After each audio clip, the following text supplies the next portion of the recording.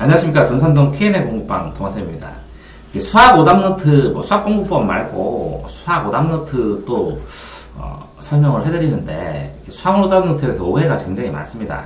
뭐 오해가 많냐면, 오답노트를 많이 틀리는 애들은 이걸 다 해요? 이렇게 얘기하는 애도 있고, 그치? 수학노트 오답노트요? 하면서 한 장 다 쓰는 애가 있고, 해설 한 장 정리하는 건 3단계입니다.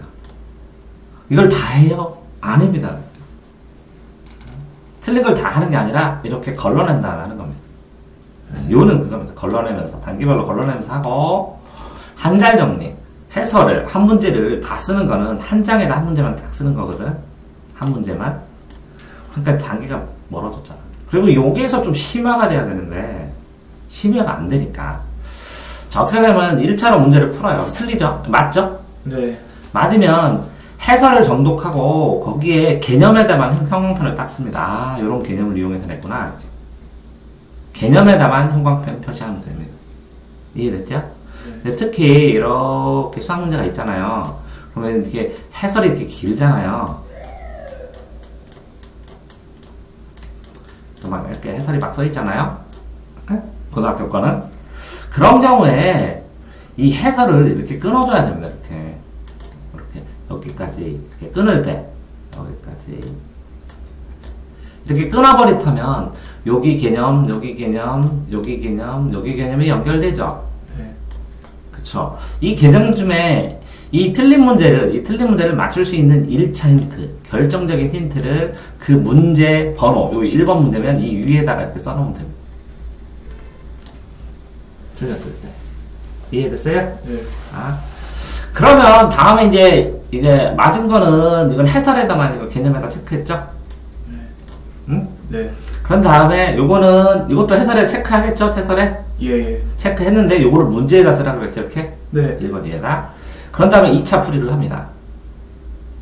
그래서 맞았어요. 맞은 거는 요거를 갖다가 오답노트에다 1, 2, 3, 4 하면서 한 줄 정리를 하는 겁니다. 예. 틀린 건데 이제 맞았다. 이렇게. 그러니까 요거 풀 때 뭘 주실때 이렇게 써놓든지. 지수는, 밑은, 일진법은 없어. 이렇게 써놓든지. 네. 그런데 이렇게 틀렸어요. 또 풀었는데 힌트를 썼는데도 불구하고. 그러면 이 힌트를 어떻게 써요? 이렇게 과정으로 나눠서 이거 한 다음에 이거 푼 다음에 이거 풀어 이렇게 나눠주는 거네. 네. 그게 여기에 나와요. 여기에. 이해됐어요? 예. 그렇게 해서 상세 힌트를 쓰는 거예요. 2단계는. 그럼 한 번 풀고 두 번 풀었죠? 네. 근데 3차에 가서 맞췄어요, 이제. 그럼 요거 있죠, 요거? 네. 요거를 세 줄 과정 정리로 정리해서 오답노트에다 쓰는 겁니다. 그러니까 이거는 맞은 단계 문제, 그지? 이거는 하등급인데, 이거는 중등급 문제, 이거는 상위 등급 문제. 됐어요? 네. 그럼에도 불구하고 틀리면 해설을 깨끗하게 한 장에다가, A4 한 장에다가, 노트 한 장에다 써야 돼요, 다. 예. 틀리면. 이게 애들이 생각하는 그 오답노트예요.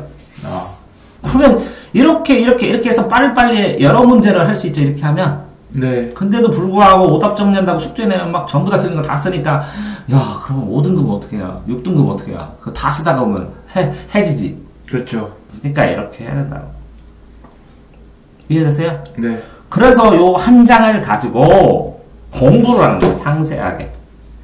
한 장을 썼죠? 이렇게 과정에. 네. 이걸 모르겠으면 이거를 추가해서 여기다가 검은색으로 썼으면 파란색으로 교재, 수학책 이런 걸 본 다음에 여기다 찾아갖고 설명을 써야 돼, 자기.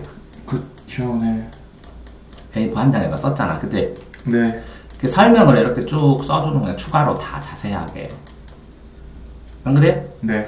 그런 다음에 이 설명을 쓴 다음에 이런 문제를 추가 심화 분석해봤더니 뭐를 알아야 돼 하면 첫 번째는 두 가지가 있는데, 하나는 알아야 될 개념들 1, 2, 3, 4 해서 쭈르륵 이렇게 써보는 거하고, 그쵸?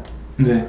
나중에 과정도도 하나 그래야지. 요거를 더 심화돼서 네네. 이렇게 흐름으로. 수학은 논리적인 흐름이니까 요거 한 다음에 이거 하고, 그 다음에 이거 풀고 이렇게 자세히 막 최대한 나눌 수 있는 만큼 자세히 해야지, 과정도를. 네네. 됐어요? 그런 다음에 다른 책을 보면 이 한 장과 비슷한 유형의 문제가 있어. 그 유형의 문제를 유사 문제를 풀어. 네. 풀어가지고 풀지 못했으면 해설로를 봐 이렇게. 그래서 과정도를 이러고는 쭈루룩 이렇게 되는데 그 다음 거는 두 번째 거는 어떻게 될까 해서 이렇게 쭉 비교를 해봐. 네. 그러다 보면 아 내가 몰랐던 것이 이 개념이야 요거야 한 암기할 수 있는 통합된 개념이 딱 자리 잡는 거. 예.